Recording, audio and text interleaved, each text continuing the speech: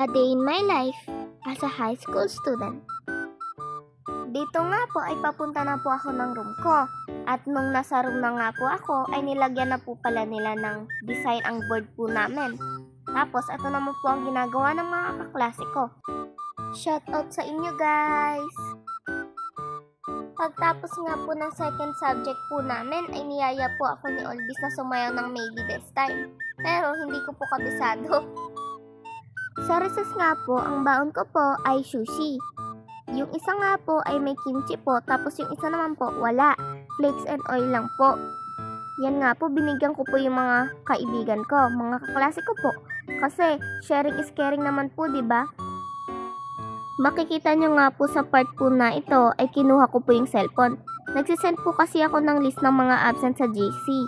Tapos yan naman pong pink na iniinom ko ay juice po yan, na pampapayat. Masarap po siyang juice guys. Tapos ito naman po ay sushi rin po. Dalawa po kasi yung pinaglagyan ng sushi po ni mama. Napansin niyo po ba guys nung napatalon po yung mga klase ko? Pati nga po ako napatalon eh. Napatalon nga po kami kasi free time po namin sa AP. Ay, oo nga po pala. Teacher's Day nga po ngayon kaya wala po kami masyadong ginagawa. Happy Teacher's Day nga po sa lahat ng mga teacher po sa buong mundo. Maraming salamat po sa paggagabay niyo po sa amin at sa pagiging pangalawang magulang po namin. Lalong-lalo na nga po dun sa advisor ko po this year, si Ma'am Aya po. Ma'am, maraming salamat po sa mga gift na binigay niyo po sa amin. Paubos ko na nga po yung juice guys. Ang refreshing po kasi lalo na po sobrang init ngayon.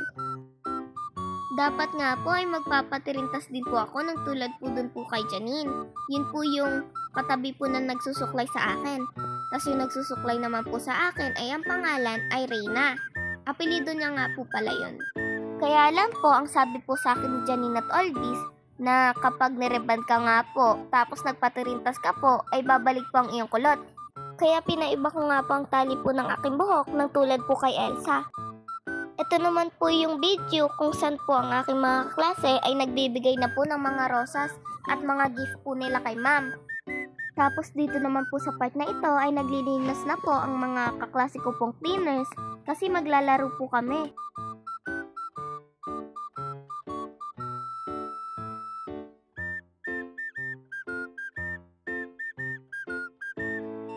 Dito naman po ay nag-start na po yung game. Ang nilalaro nga po nila ay The Boat is Sinking.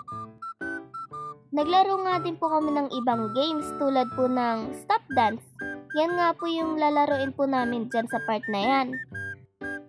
Before nga po niyan at before din po nung The Boat is Sinking ay naglaro po muna yung mga kaklasiko ng Bring Me. Nagpahanap nga po dun si ma'am ng lumang 5 piso tapos yellow na towel at iba pa po. Ang prize nga po pag nanalo ka nga po dito po sa mga games na ito ay yung Graham Balls po na ginawa po nila Chloe, Anna, tapos Shinshan.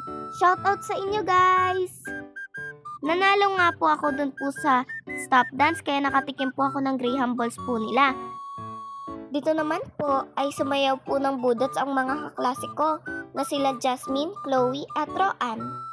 Dito nga po guys ay inaayos ko yung camera ko kasi magpipicture nga po kami. Nang biglang sumulpot naman po itong isa kong kaklase. Boom, panis, pogi daw po siya. Kaya ako nga po inaayos yung camera ko guys para makita nyo nga po kung paano po kami magpicture. Nandun nga po ako sa may gilid guys eh. Tapos pumwesto na nga rin po si ma'am.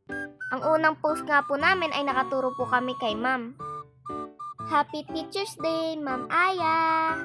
Ito nga po ang kinalabasan ng mga picture. Second picture and second pose. Yun lang po guys. See you on my next vlog. Vlogada!